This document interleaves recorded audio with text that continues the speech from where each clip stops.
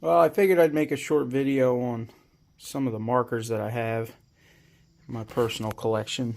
Over the last few years, I've been trying to pick up some when I find them. So, I got this PMI Black Max Spider variant, which is pretty cool. I'm pretty sure this was probably one of the first all polymer spiders. You know, this thing I'm pretty sure is all plastic. But PMI was making some cool stuff back then. I'm still looking out for the VM68s. I haven't found one of them lately, but if I come across one, I'm definitely going to snag it. So we got this Spider variant Black Max PMI model. Then I got a Spider Imagine with the E-trigger, ESP. It's pretty cool. Remember these from back in the day? They were really, you know, everybody had a Spider, right? We got this old Patriot Payfield gun. It looks like it has a brass barrel on it. I thought that was pretty cool. You know, you can kind of date these things too by the side feeds. Some of the first generations were side feeds, and then they started to go to the vertical later on. But these things are like unobtainium. These clear 90 or 45 degree plastic pieces, they don't even make them anymore. They're so hard to find. We got ye old Stingray with the mini CO2 adapter and the aluminum barrel. Some of these models also had like a full-length plastic barrel that was sleeved. So I don't even think this slide. I think this is just pins that holds these things together. It literally just pins and it falls apart. I had one of these back in the day with the longer plastic barrel. This is a PMI Piranha, another Spider variant, aluminum body, polymer lower. You know, they were pretty popular back in the day. PMI was a good company that was making these things. Another, like I said, those 45s are pretty hard to find. This is my newest one. The old Shoebox Shocker 4x4, which I was amazed to find out there in the wild, truthfully. And it's in really good condition for its age. It's a side feed, so it's probably, I guess would probably be towards the first generation. There's a couple things that are different with this, but it's a serial number 9000, so it seems pretty low in the run probably.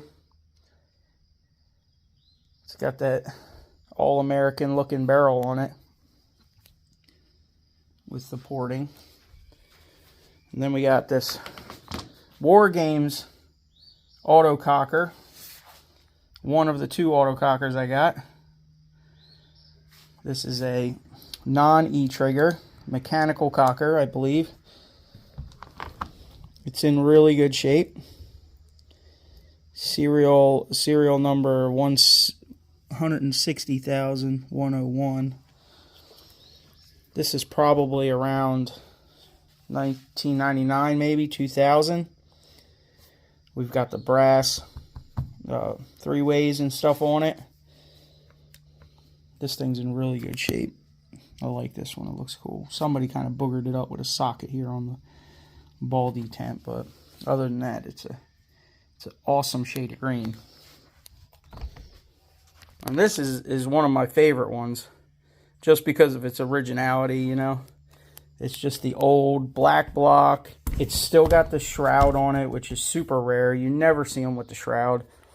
The old plastic molded grip, right? It's a little broken.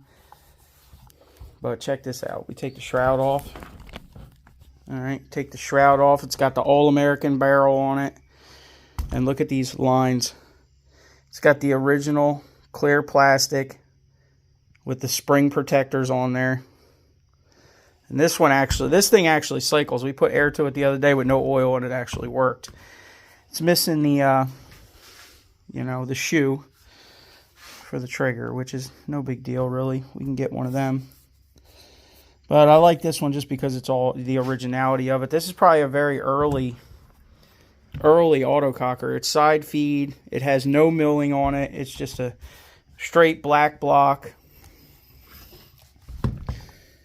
You know, I thought this thing was cool, especially with the shroud. You never see the shroud. Everybody takes these off. They don't like how they look with them. They like it, you know, like this. Most autococker guys, but you know, this thing has got to be pretty hard to find nowadays, I would bet. Especially with the felt still on it and intact, you know. It's a little geeky, but this is my collection that I have personally that I've kept. Some of the other ones I've gotten rid of, but I'm trying to keep as many, you know, like I said, I'm still after a VM68. I want to get at least one of them. I'd probably, I'd like to get a Tiger Shark pump action. I think I'm going to start trying to find some pumps, because pumps are hard to find too nowadays. This is a Payfield gun, I believe, you know, from back in the day, but it's not a pump. It's still semi-auto. So, I don't know. If you guys like this, leave a comment. Maybe one of these days we'll get them all tuned up with new silicone O-rings and cycle them all and see how they do. I'd like to get them all working, but we're going to have to go buy a tank because I don't have any tanks I can fill. They're all out of date. Yep. But if I see them at the flea market, I'm going to scoop them up. I think I paid $20 for this one, which is amazing. I paid $40 for this War Games autococker at the flea market with the hose. The hose is no good, but it does hold air. We ran it yesterday. This I paid $25 for the old Shoebox shocker. All right, this one is electric though. There's a dip switch somewhere. I'm pretty sure this has, you know, full auto, semi-auto, 3-round burst, things like that. These, I don't think I paid more than $15 or $20 for any of these spider variants.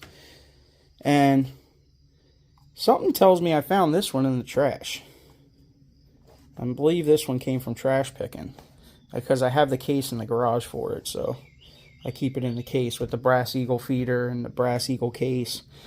Not that it matters, but I'm trying to keep them together. Alright, y'all. Hit that thumbs up, subscribe, leave a comment. You know, leave a link to any of your videos of your collection if you want. I'll check them out. See you guys on the next one. We get these things all tuned up. They'll definitely keep the deer out of the field, huh? The case for the Stingray. Alright. It even comes with the old Brass Eagle bottle butt. I thought that was cool. It's even got the Brass Eagle squeegee. I might even have a couple more kicking around that I lost track of, but they ain't going to be any cool ones like these. Right? There's just something about an autococker, baby. You gotta love them. This was like the top of the dog pile back in the day, right? They still have a good track record.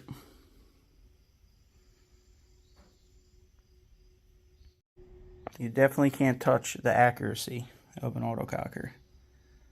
I don't think anything out there is as accurate as these things, in my opinion.